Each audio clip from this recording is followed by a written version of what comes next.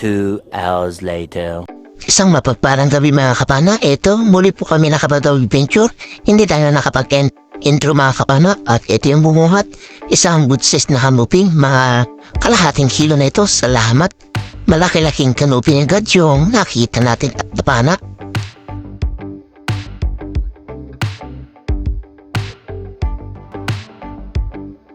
Hanap na naman tayo mga kapana. Dito ay nakakita tayo ng isang kulambutan, good size. Sa pulkang kulambutan ka, laki kung tawagin naman ito sa amin mga kapana. Nasa higit kalahating kilo na ito. Salamat, meron na rin tayo sarap na pang ulam, pang adobo o kaya kalamaris natin ito bukas.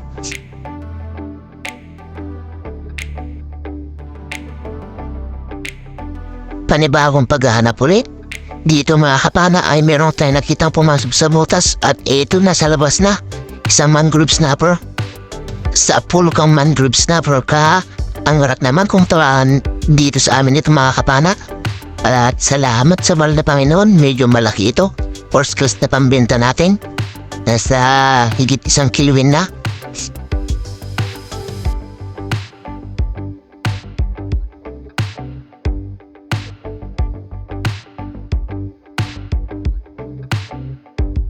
Panibagong paghahanap ulit ng isda. Hanap-hanap tayo dito sa may mga bahurang ito mga kapana at dito meron tayo nakita sa ilalim ng bato. Sa pulkan coral trout ka, coral trout mga kapana o kaya naman red lapo kung tawagin dito sa amin. Salamat, ngayon lang tayo ulit nakakuha ng ganitong isda mga kapana. Patagal-tagal na nung huli tayo nakakuha nito. At masarap ito na pang tinola mga kapana. Hanap ulit tayo. At dito mga kapana sa butas meron tayo nakita surahan na good size. Nasa 1 kilo mahigit. Ayan siya mga kapana, yung surahan.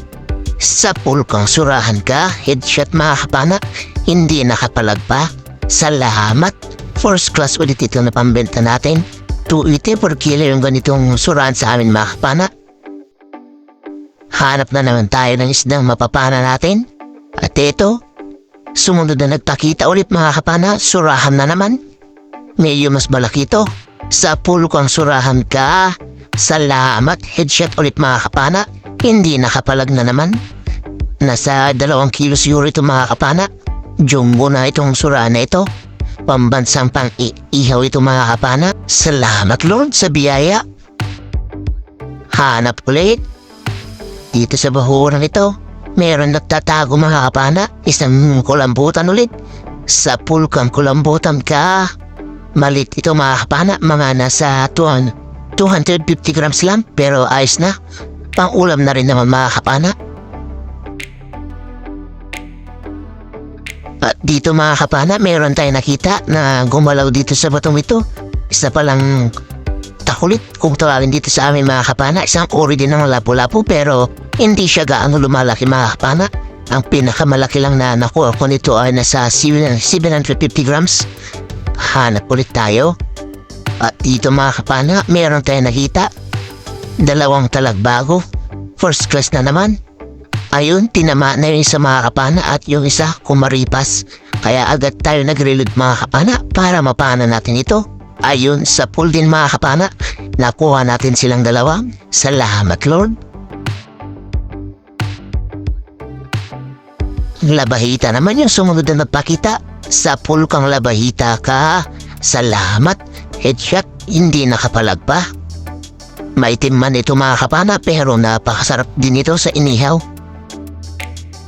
Hanap ulit tayo ng isda. At ito, sa itiman na isda ulit mga kapana, labahita. Pugot naman kung tarawin sa amin. Ayun, headshot ulit mga kapana. Hindi nakapalag na naman. Salamat Lord. Pangalawang labahita natin ito na nakuha. Hanap ulit tayo. Ayun, may pugot na naman mga kapana kung tarawin dito sa amin. Labahita naman sa Tagalog at ewan ko lang sa ibang mga kapana kung anong tawag sa inyo yan. At Norwegian fish naman sa English yan mga kapana. Napakasakit kung makatarik yung buntot yan mga kapana, kaya ingat-ingat. Hanap ulit tayo ng isda. At ito, meron na nakita mga kapana, isang uri ng samaral. Kung tawagin naman sa amin mga kapana ay malaga umaabot. Isang uri ng samaral yan mga kapana.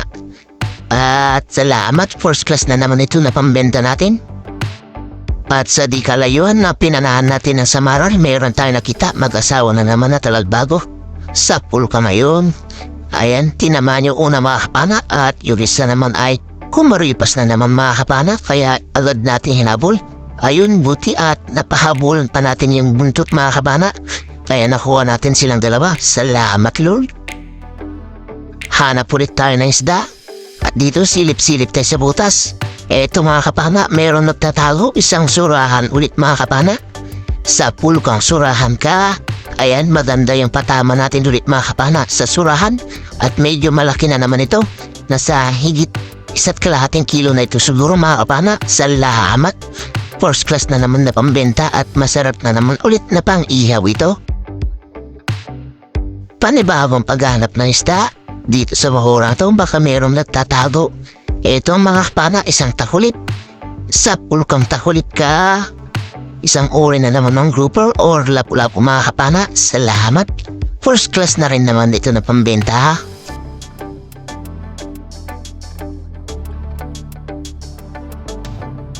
Abanti tayo ng konti mga kapana at ito yung nakita natin. Isang spotted snapper mga kapana. Sa pool kang spotted snapper pa ha. Sa pingan naman kung tawagin ito sa akin mga kapana at napakasarap nito sa tinola o kaya sa gata. Salamat. Sari-sari naman ito na pambenta natin. 200 per kilo ang ganito isda mga kapana sa amin. Hanap ulit tayo. At dito meron tayong nakita mga kapana. Sa butas. Sa pool pang samaral ka. Itim na samaral ulit mga kapana. Salamat. First class na naman ito.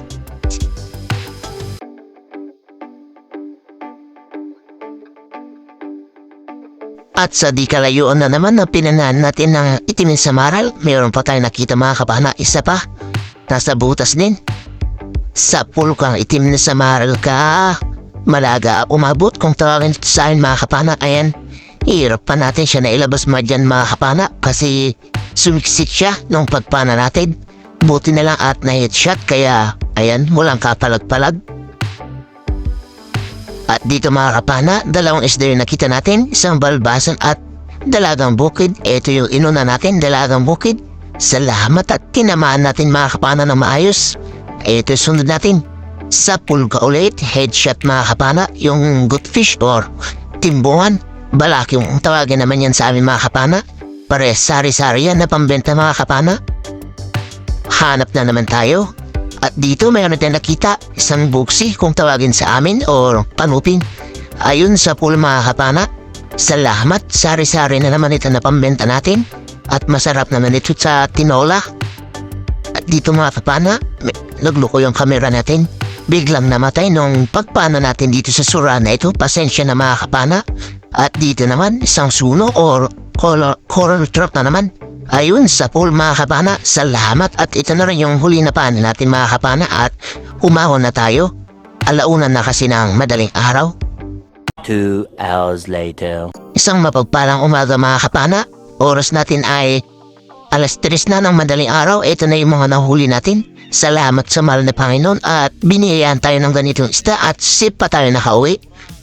Meron na tayong pang ulam, meron pa tayong pambenta. Salamat. At ito yung first class natin mga kapana, unang salang. Ayan, 3 kilo.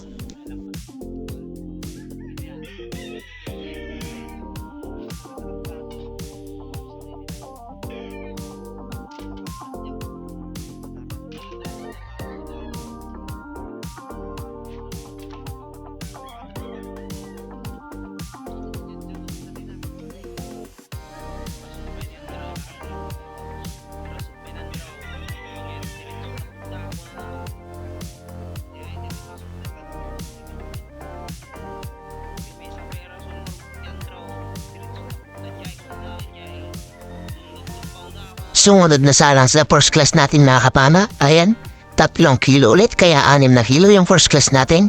Ito naman yung labahita natin mga kapana. 0.9 yung unang salang at ito yung pangalawa mga kapana. Salang sa labahita natin. Ayan naman, 0.6 naman mga kapana. Salamat. At ito naman yung mga sari-sari natin mga kapana. Ikikilo na rin.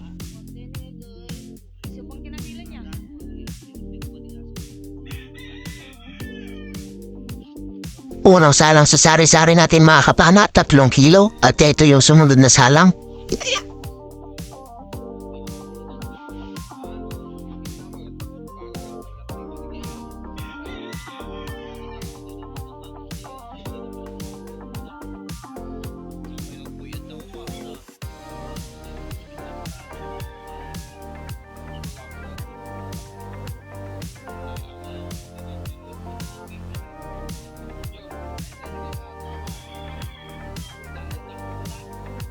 Ito, 4 kilo yung sumunod na salang sa sari-sari natin mga kapana. At ito yung surahan natin.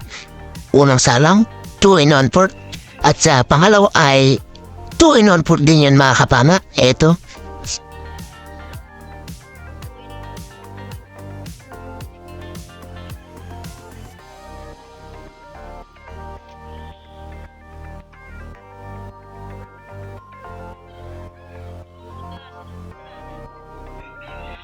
Sa mapagpalang hapon mga kapana, ito na pala yung mga listahan natin, yung kuha natin kagabi. Yung first class natin mga kapana ay 6 na kilo times 250. Yung surahan naman natin mga kapana ay 280 per kilo. 4.5 naman yung kilo niya mga kapana. Yung labahitan natin mga kapana ay 1.5. Yung sari-sari natin 7 kilo naman, kaya 19 kilos lahat yung pinabenta natin. At 2.7 yung pang ulam natin, yung cuttlefish na dalawa mga kapana, at saka ilang maliliit na surahan, kaya 21.7 kilos lahat yung nakuha natin. Ito naman yung bayad ng isda natin mga kapana, 4,430 minus 800 gasolina at gastos at saka maintenance na dyan mga kapana. Ang natira ay 3,630. Pinagtatlo namin mga kapana, ako, yung bangka at saka yung taga-sagwan, kaya meron kayong partiyan na 1,210. Ayan, ayos na yun mga kapana sa pang-araw-araw tayo na nagastusin. At ayun, muli na naman mga kapana, pasensya na naman kayo kasi hindi na po tayo makakapag-shoutout ngayon. Medyo mahaba kasi yung video natin mga kapana, hirap natin may upload. Baka ma-upload pa natin to mamayang madaling araw na naman mga kapana, kasi madaling araw lang po naglalakas yung signal ng data dito sa amin. At ayun, pasensya na mga kapana.